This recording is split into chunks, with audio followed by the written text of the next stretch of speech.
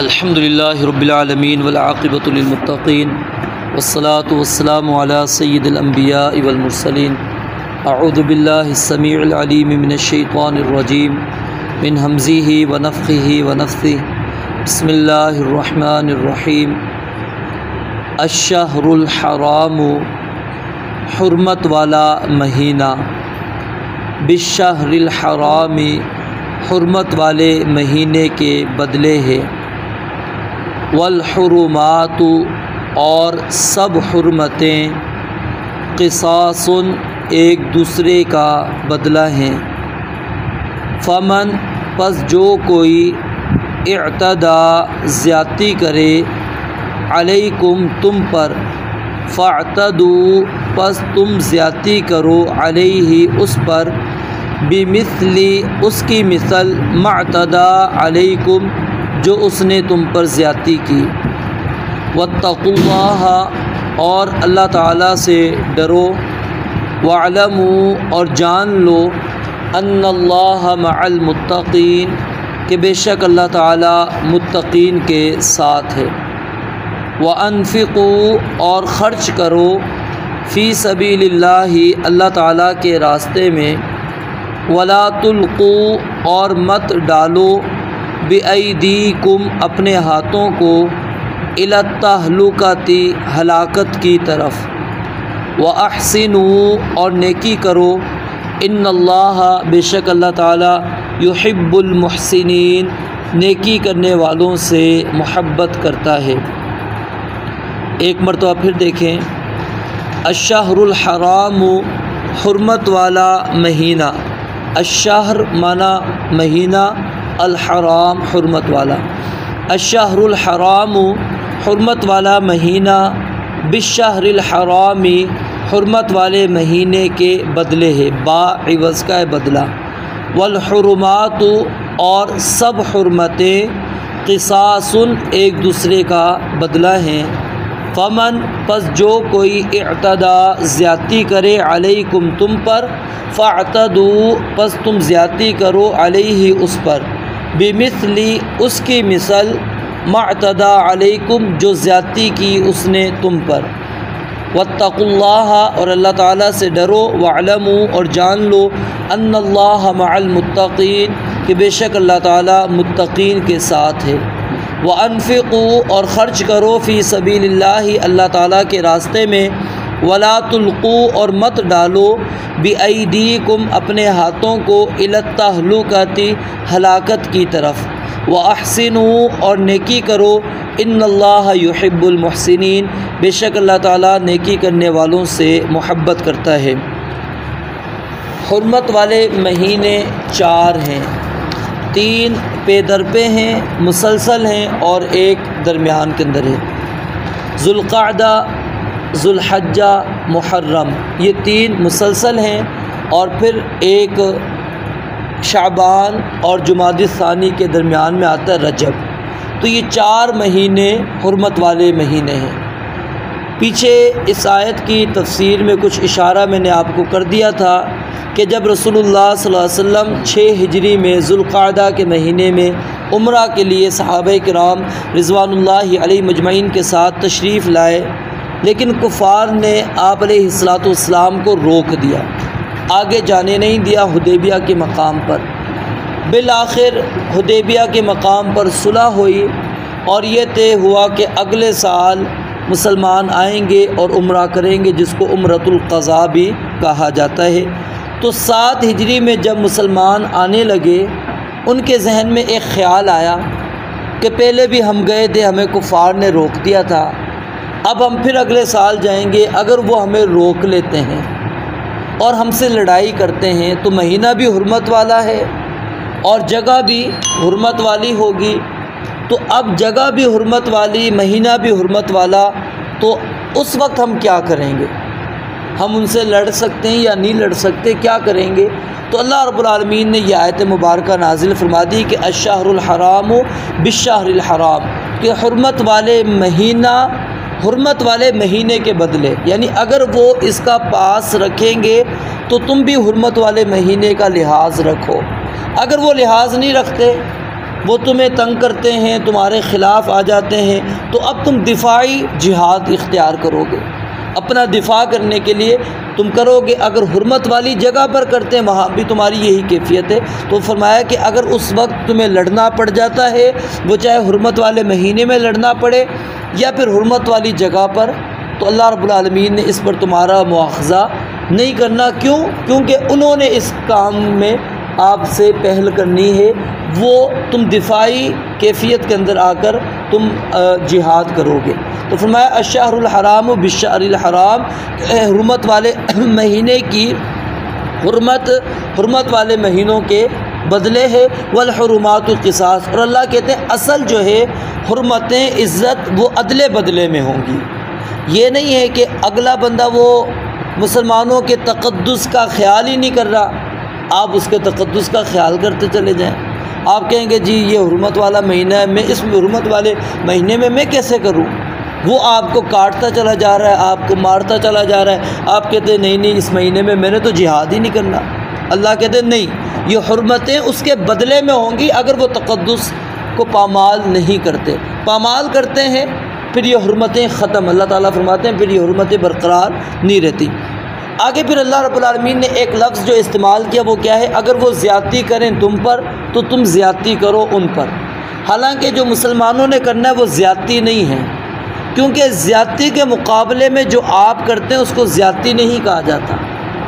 آپ کے اوپر کسی نے زیادتی کی، آپ کو مارا، اب آپ آگے سے مار رہے ہیں، اس کو زیادتی نہیں کہا جائے گا۔ لیکن اللہ رب العالمین نے صرف الفاظ کے اندر مماثلت کے لیے یہ صرف بات بیان کی ہے، ٹھیک ہے؟ یہ نہیں ہے کہ مسلمانوں کی طرف سے بھی یہ زیادتی ہوگی، اگر زیادتی ہے تو پھر تو اس کے اوپر مواخذہ ہوگا، پکڑ ہوگی، سزا ملے گی، حالانکہ اس کے اوپر اللہ تعالیٰ نے ان کی پکڑ نہیں کرنی، سزا بھی نہیں دینی۔ تو اس لیے وہاں پر جو یہ لفظ استعمال ہوئے ہیں وہ بس صرف الفاظ کا لحاظ رکھتے ہوئے اللہ رب العالمین نے مقابلے کے اندر یہ کہہ دیا کہ فاعتدوا علیہ، کہ تم بھی اس کے اوپر کیا ہے زیادتی کرو ان کے اوپر۔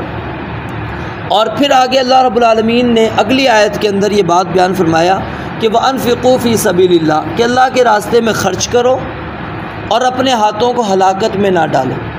اس آیت کے مفہوم کے اندر بعض لوگوں کو غلطی لگی اور انہوں نے اس سے مراد کیا لے لیا کہ جہاد نہ کرنا، کہ اگر بندہ جہاد کے اندر جائے گا، ظاہر ہے جہاد کے اندر آپ نے اپنی جان بھی گنوا دینی ہے، آپ اپنی جان سے بھی جا سکتے ہیں۔ تو وَلَا تُلْقُوا بِأَيْدِيكُمْ إِلَى التَّهْلُكَةِ کا انہوں نے مفہوم یہ سمجھا کہ جہاد ہی نہیں کرنا۔ اللہ نے کہا بس میرے راستے میں خرچ کرتے چلے جاؤ، جتنے راستے تمہیں ملتے ہیں خیر کے ادھر خرچ کرو، لیکن جہاد نہ کرو۔ یہ معنی درست نہیں ہے۔ سیدنا ابو ایوب انصاری رضی اللہ تعالیٰ عنہ بیان کرتے ہیں کہ یہ انصار کی جماعت کے بارے میں یہ آیت مبارکہ نازل ہوئی تھی۔ ہم لوگ کیا تھے کہ ہم نے اسلام کی عزت کی، اسلام کا دفاع کیا، اسلام کی مدد کی، رسول اللہ صلی اللہ علیہ وسلم کا دفاع کیا، آپ علیہ السلام پر بھی مال خرچ کرتے تھے، اسلام کے لیے بھی مال خرچ کرتے تھے۔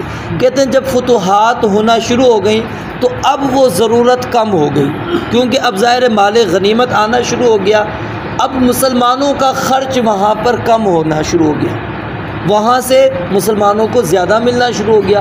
اب جو ضروریات تھیں وہ اسلام کی ضروریات پوری ہو رہی تھی بیت المال سے، جو زکوٰۃ آتی وہاں سے پوری ہو رہی ہے، جو آپ نے مال غنیمت حاصل کیا وہاں سے پوری ہو رہی ہے۔ تو اب صحابہ کرام رضوان اللہ علیہم اجمعین انصار نے کہا کہ اب تو ہم ہلاکت میں چلے گئے، پہلے تو ہمارا مال اللہ کی راہ میں جا رہا تھا، خرچ ہو رہا تھا، غرباء فقراء میں بھی جا رہا تھا، جہاد فی سبیل اللہ کے اندر بھی جا رہا تھا، اب اس کے اندر ہمارا مال نہیں جائے گا۔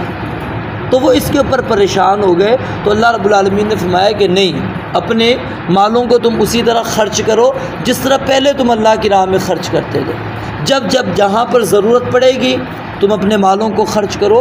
وَلَا تُلْقُوا بِأَيْدِيكُمْ إِلَى التَّهْلُكَةِ، اب ایسا نہ ہو، کیونکہ اس کے بعد پھر انہوں نے یہ سوچ کی کہ اب اسلام کو اتنی ضرورت نہیں ہے ہماری، اب ہم اپنے آپ کو کچھ درست کر لیں، یعنی اب اپنے حالات ہم بہتر کر لیں۔ بندہ جب دیکھتا ہے نا کہ آگے نہیں خرچ، تو بندہ کہتا ہے چلو اب میرے پاس بچ رہا ہے تو میں اپنے اوپر لگا دوں۔ تو اب صحابہ نے سوچا کہ ہم اپنے اوپر لگا دیں، تو اللہ رب العالمین نے اس کو کہا کہ تم اپنے ہاتھوں کو ہلاکت پہ نہ ڈالو، بلکہ اسی طرح تم خرچ کرتے رہو جس طرح تم خرچ کرتے ہو۔ یعنی اس سے وہ مفہوم نکل گیا جو جہاد والا تھا، کیونکہ سیدنا ابو ایوب انصاری رضی اللہ تعالیٰ عنہ ان کی شہادت بھی میدان جہاد کے اندر ہی ہوئی ہے۔ میدان جہاد سے مراد یہ کہ وہ سفر کے اندر ہی تھے، قسطنطنیہ کے لیے جا رہے تھے جہاد کے لیے، راستے میں فوت ہو گئے۔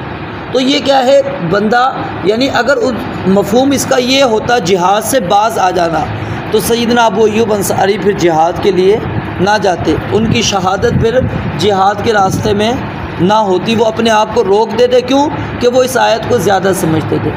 اور پھر یہاں سے علماء نے اس آیت سے یہ بھی مفہوم نکالا ہے جو فدائی کارروائی کہلائی جاتی ہے۔ فدائی کارروائی اور خودکش حملے میں بڑا فرق ہے۔ کچھ لوگ جو ہے فدائی کارروائی کو اور خودکش حملے کو ایک ہی سمجھ رہے ہوتے ہیں، حالانکہ خودکش الگ چیز ہے اور فدائی کارروائی الگ چیز ہے۔ فدائی کارروائی میں کیا ہوتا ہے کہ آپ کی ضرورت پڑ چکی ہے کہ اب آپ نے وہ طریقہ اختیار ہی کرنا ہے، اس کے بغیر مسلمانوں کو فتح نہیں مل سکتی۔ اس کے لیے آپ ایک بندہ آگے نکل جاتا ہے، آگے کافروں کا بڑا لشکر ہے، وہ اکیلا بندہ نکل پڑتا ہے صرف اس وجہ سے کہ میری شاید اکیلے کی شہادت کی وجہ سے مسلمانوں کے لیے فتح کا دروازہ کھل جائے۔ اور اسی طرح ایک موقع پر جو ہے صحابی تھے جنگ یمامہ کے موقع پر، برا بن مالک رضی اللہ تعالیٰ عنہ، انہوں نے اپنے ساتھیوں سے کہا کہ مجھے ڈھال پر بٹھا کر جو ہے نا مجھے اٹھا کر پھینکو۔ آگے وہ بڑا ساری ان کی وہ کیا نام ہے قلعہ تھا، اب اس کے اوپر چڑھ بھی نہیں سکتے تھے، تو انہوں نے کہا مجھے اٹھا کے ادھر پھینکو، میں جا کے دروازہ کھولتا ہوں۔ تو انہوں نے اسی طرح ڈھال پر ان کو بٹھایا، اٹھا کر اوپر پھینکا، وہ گئے اندر گئے اور 80 زخم آئے، اور 80 زخم کے بعد وہ دروازہ کھولنے میں کامیاب ہو گئے۔ ٹھیک ہے، 80 زخم لگے اور دروازہ کھولنے میں کامیاب ہو گئے، مسلمان پھر اندر داخل ہو گئے۔ تو یعنی یہاں پر کیا تھی، اب ضرورت تھی کہ مسلمانوں کو فتح چاہیے، مسلمانوں کی فتح کے لیے اب ایک آدھے کی قربانی دینی پڑے گی۔ اگر وہ بندہ کوئی بندہ اس طرح قربانی اپنی دے رہا ہے تو اس کو خودکش حملہ نہیں کہتے، اس کو فدائی کارروائی کہتے ہیں۔ اور فدائی کارروائیاں اس کا ثبوت اسلام کے اندر بے شمار واقعات یہاں پر شیخ بھٹوی رحمہ اللہ نے نقل کیے ہیں، جیسا کہ وہ کہتے ہیں غزوہ بدر کے موقع پر ابو جہل کو مارنے والے 2 بچے تھے، معاذ اور معوذ۔ اب بظاہر یہ کیا ہے، بچے کس طرح قتل کر سکتے؟ عبد الرحمن بن عوف کہتے ہیں کہ جب میں نے دیکھا کہ میرے دائیں بائیں بچے ہیں تو میں نے کہا کہ آج تو بدر کے اندر میں غیر محفوظ ہوں، اگر کفار نے حملہ کیا تو کیونکہ ساتھ والا دفاع کرتا ہے، اب بچے میرا کیا دفاع کریں گے؟ کہتے میں ابھی اسی سوچ میں تھا، ایک نے چپکے سے مجھے پوچھا کہ ابو جہل کون ہے جو نبی علیہ الصلوۃ والسلام کو گالیاں دیتا ہے، دشمنی اس کی موجود ہے۔ اس نے کہا کیا کرو گے؟ کہا اس کا آج ہم نے کام تمام کرنا ہے۔ پھر دوسرے نے بھی اسی طرح کہا، اور ان دونوں بچوں نے ہی اس کو کیا ہے ابو جہل کو قتل کیا۔ پھر اسی طرح رسول اللہ صلی اللہ علیہ وسلم نے کعب بن اشرف کے متعلق کہا تھا کہ کون مجھے کعب بن اشرف سے بچائے گا، اس نے مجھے ایذا پہنچائی ہے، تکلیف پہنچائی ہے۔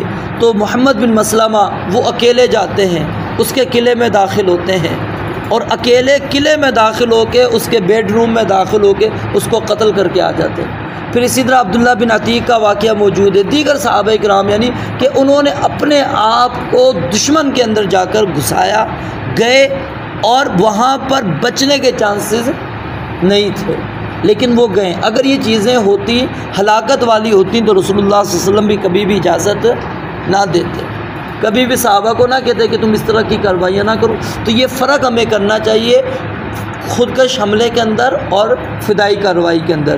کچھ لوگ یعنی کہ فدائی کارروائی کو ہی خودکش حملہ قرار دیتے ہیں، حالانکہ خودکش حملہ الگ چیز ہے، اس کے اندر کیا ہے آپ کی ضرورت ہی نہیں ہے۔ اب جیسا کہ ہمارے ہاں جو خودکش ہوتے ہیں معاملات، یہ کیا ہے، کیا وہاں پر دھماکے کی ضرورت ہے؟ نہیں، مسلمانوں کو مارنا کون سی ضرورت ہے؟ مسجد میں آ کے مدارس میں آ کر دھماکہ کرنا، اس کی کیا ضرورت ہے؟ آپ بازار کے اندر جا کے مارتے ہیں بے جا، یعنی ان کی کوئی ہے ہی نہیں، کوئی ظلم نہیں کیا، انہوں نے کچھ نہیں کیا، وہاں پر جا کر آپ دھماکہ کر رہے ہیں، یعنی کوئی بھی جگہ ہے وہاں پر اصل کیا ہے آپ کی جگہ ہی نہیں ہے وہاں پر جو آپ کر رہے ہیں۔ چاہے آپ کا ذہن یہ ہو کہ اس کے بعد مجھے شہادت ملے گی، مجھے جنت ملے گی، نہیں، یہ ایک الگ مسئلہ ہے، یہاں پر شہادت نہیں ہے، یہ خودکش معاملات کے اندر شہادت نہیں اس کو کھلاتی، اس کو علماء شہادت شمار ہی نہیں کرتے۔ تو یاد رکھیں فدائی کارروائی الگ معاملہ ہے، یہ ہمیں فرق رکھنا چاہیے۔ اور یہ جب ہم فرق نہیں کرتے پھر کیا ہوتا ہے، جب تاریخ کا مطالعہ کرتا ہے بندہ اسی نظر سے، وہ کہتا ہے اچھا جی تاریخ کے اندر تو خودکش حملے موجود ہیں، اور یہی واقعات لے کر آئے گا، وہاں سے ثابت کرے گا اپنا مسئلہ، حالانکہ اس کے اندر اور اس کے اندر زمین آسمان کا فرق ہے۔ تو اس لیے فرمایا وَلَا تُلْقُوا بِأَيْدِيكُمْ إِلَى التَّهْلُكَةِ کہ اپنے آپ کو جہاد سے پیچھے روک کر ہلاکت میں اپنے آپ کو نہ ڈالیں، یعنی جہاد میں مال بھی خرچ کرنا ہے اور اپنی جان کو بھی خرچ کرنا ہے۔ اور پھر فرمایا وَأَحْسِنُوا اور نیکی کرتے رہو، یعنی اس کے علاوہ بھی نیکیاں کرتے رہو جو اللہ تعالیٰ موقع دیتے ہیں۔ ان اللہ یحب المحسنین، کیونکہ اللہ تعالیٰ محسنین کو، نیکی کرنے والوں کو، احسان کرنے والوں کو اللہ تعالیٰ پسند کرتے ہیں، ان سے محبت کرتے ہیں۔ رب العالمین سے دعا ہے اللہ تعالیٰ سمجھنے عمل کرنے کی توفیق عطا فرمائے۔ وآخر دعوانا الحمدللہ رب العالمین۔